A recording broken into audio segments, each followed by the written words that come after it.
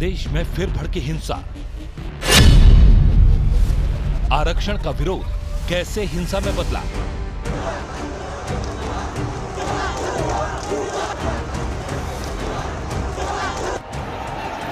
बांग्लादेश में पिछले 1 महीने से जारी आरक्षण के खिलाफ आंदोलन में रविवार को अचानक हिंसा भड़क गई। स्टूडेंट एक्टिविस्ट की ओर से बुलाए गए इस पूर्ण असहयोग आंदोलन के दौरान राजधानी ढाका समेत देश के कई हिस्सों में आग फैल गई।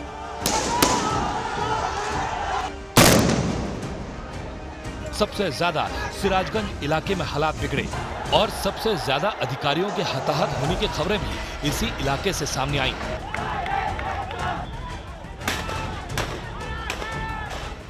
माना जा रहा है कि शुरुआत में आरक्षण के विरोध का ये आंदोलन धीरे धीरे सरकार विरोधी आंदोलन के रूप में बदल गया।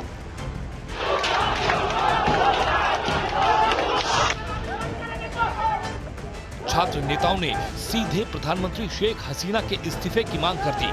साथ ही लोगों से टैक्स और दूसरे बिलों को भी न भरने की अपील की। हिंसा के बाद बांग्लादेश सरकार सख्त,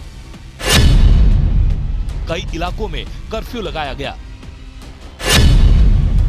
3 दिन की सरकारी छुट्टी का भी ऐलान।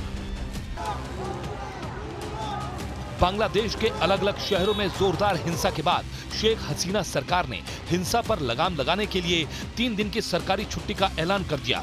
साथ ही कई इलाकों में कर्फ्यू भी लगा दिया गया, जबकि अफवाहों को फैलने से रोकने के लिए ढाका में इंटरनेट सेवा रोक दी गई। साथ ही फेसबुक, व्हाट्सएप और इंस्टाग्राम जैसी सोशल मीडिया ऐप पर भी रोक लगा दी गई। आर्मी चीफ का गोलीबारी रोकने का ऐलान। प्रदर्शनकारियों पर नहीं चलेगी गोली।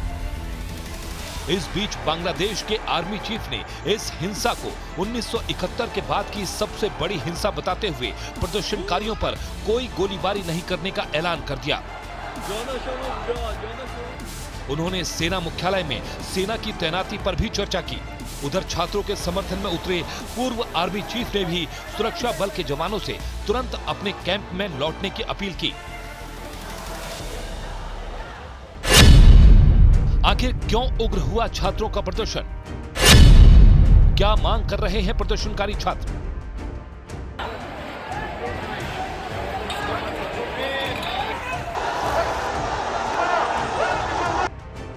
बांग्लादेश में भी भारत की ही तरह सरकारी नौकरी रोजगार का एक बड़ा जरिया है और इसमें 30% हिस्सा स्वतंत्रता सेनानियों के परिवार वालों के लिए है।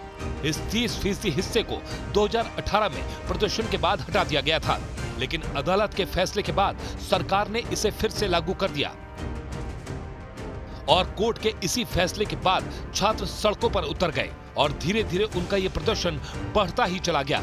लेकिन एक दिन पहले उनके इस प्रदर्शन के दौरान जबरदस्त हिंसा भड़क गई। भारत सरकार ने भी बांग्लादेश के हालात को देखते हुए नागरिकों से वहां की यात्रा न करने को कहा। साथ ही बांग्लादेश में मौजूद भारतीयों से एम्बेसी के संपर्क में रहने की अपील की।